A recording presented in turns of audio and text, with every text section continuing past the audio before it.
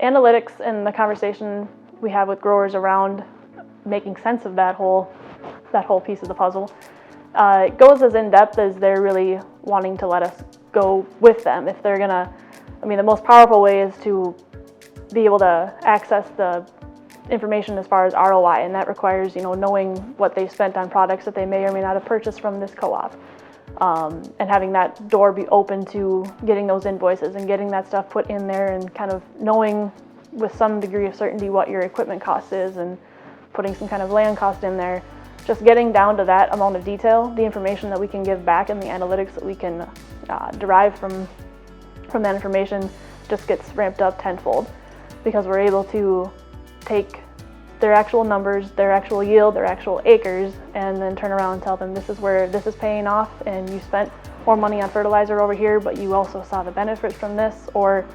we spread Rex that we'd always spread in this farm based on just soil samples. We didn't go the management zone route, and maybe we put on more fertility here than we ever really are going to pull off. And if we see that year over year, what can we do and change that so that we're not spending those input dollars in that place and putting it somewhere else? That's really what it's about, I think, for me more than anything, is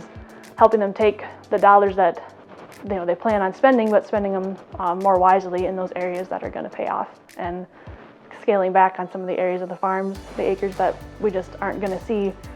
huge averages on. And maybe we fix that over time with tile, or we fix that with irrigation, or we fix that with any number of things, but until we get to the point where we're spending those dollars, let's spend the money in between there a little smarter.